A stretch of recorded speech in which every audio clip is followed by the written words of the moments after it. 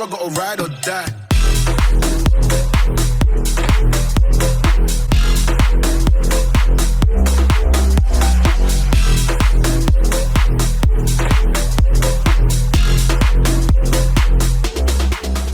What's going on YouTube, just JK and welcome back to my channel for another GTA 5 video, and in today's video we're going to be customizing and reviewing the brand new Toreador, which was released with the Cayo Perico Heist DLC. Now this is going to set you back a pretty penny at $3.6 million, but I did purchase it previously in my last video, so as we come out, and you can see I've got it right here. It doesn't look too bad. I've had a little drive in it and it actually feels quite quick from standard, and you also get missiles and machine guns, homing missiles as well from standard. I haven't done any customization on this whatsoever, but yep, this is exactly how I've purchased it. I've got my mechanic to bring it to me, and I'm pleased to say we get missiles, homing missiles and non-homing missiles and machine guns for free with this bitch. But for 3.6 million, you kind of have to expect that. So let's get this into LS Customs and customize it and see what sort of stuff we can do to it inside of there.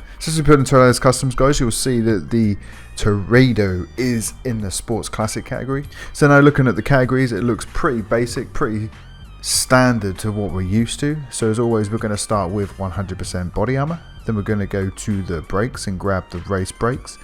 We're also going to go to the bumpers. We've got a front bumper option. We've got loads of options for the front bumper. Whether it's going to change all that much, I'm not sure yet. It's looking quite good actually. A little bit better than what I was expecting, to be honest. They're not drastic changes, but it's nice to see that we do have actual changes to the bumper. I did like this one, the primary race bumper, so I'm going to go with that.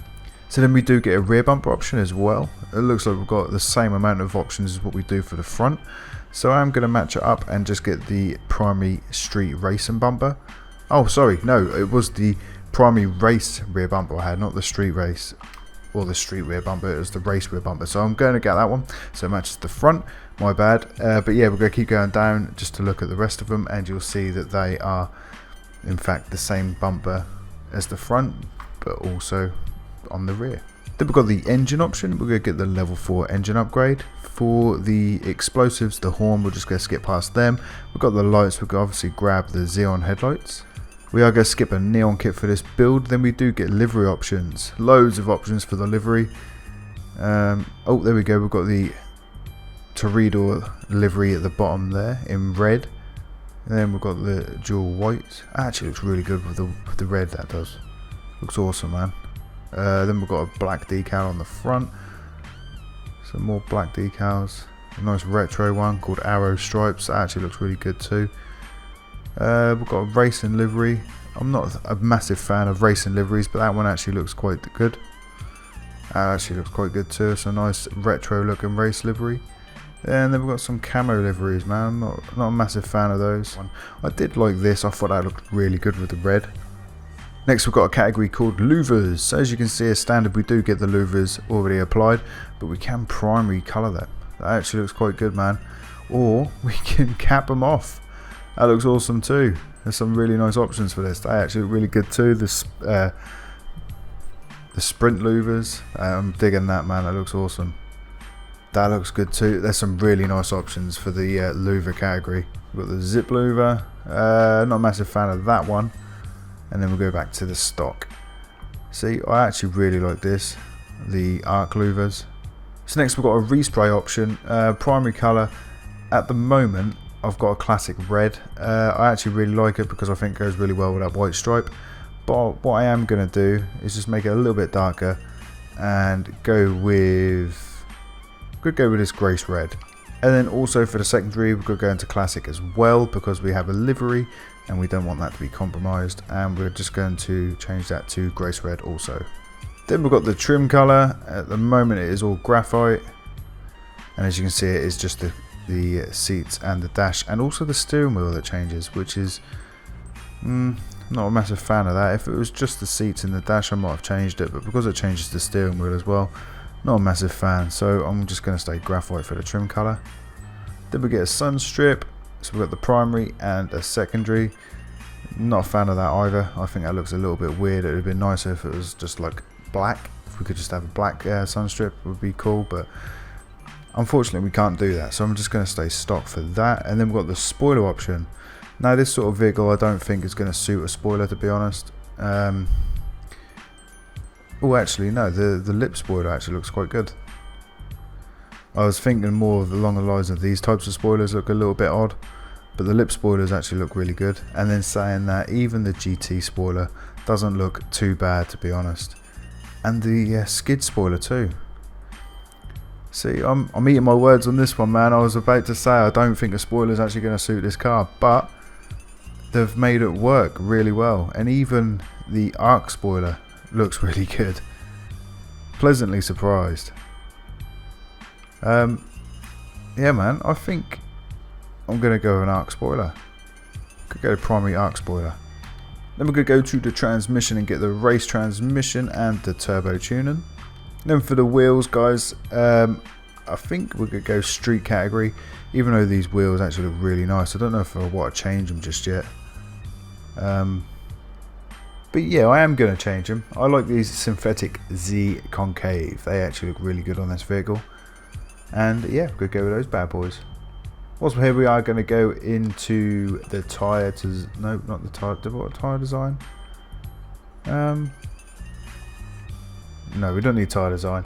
We're going to go bulletproof tyres though, because we definitely need that in LS. And for the windows, is to finish off the build, we're going to go light smoke on that, and it's nice to see that it does actually cover all the windows, including the roof as well. And that is it, my dudes. As you pull out of LS Customs, the Toreador, I'm going to call it the Toreador. That's what it looks like, it says anyway. But yeah, man, it looks awesome. It actually looks really, really nice. I'm pleasantly surprised with the customization and how good it is. It actually sounds really good too. The way it just ticks over, it sounds like an old school muscle car. And apparently this can go under the water, so maybe, well, there's no customization for it, so maybe it was just a standard thing that you buy it and it is something you can submerge straight from the get-go without any sort of customization. Like I've already said, it is nice we get missiles and machine guns from standard as well. But let's quickly go to a body of water and see if we survive. See what happens. Oh, we've got a boost too. Well, we can definitely drive under the water. That is not a problem. Because obviously, usually by now we would have died, or the car would have broken. But we've got a little boost as well. Oh, we fucking glitched out a little bit there. But when you're under the water, it doesn't really drive that well, to be honest. I wouldn't say it's like a submarine, but I've just figured out we've got a boost button. There we go. It's a little bit different to the other types of boost that we've had in the game. It's not like a nitrous boost. It's more of like a like the vigilante boost, you know, that sort of boost. And this car actually feels really fast anyway, you know, without that boost. It actually feels really quick. And but I don't think you're going to be able to use it in races because of obviously the weaponry on it and also that boost as well. Unless Rockstar disable them for races, we're not going to be able to use this car, unfortunately. But for a sports classic, it actually feels really quick, and I'm pleasantly surprised with everything about it, to be honest. The way it drives, the way it picks up its speed, the way it looks, and the customization on it as well. So I'm actually, yeah, I'm going to say it again, I'm actually pleasantly surprised with the way this vehicle is. I wasn't holding too much hope out for this car, to be honest.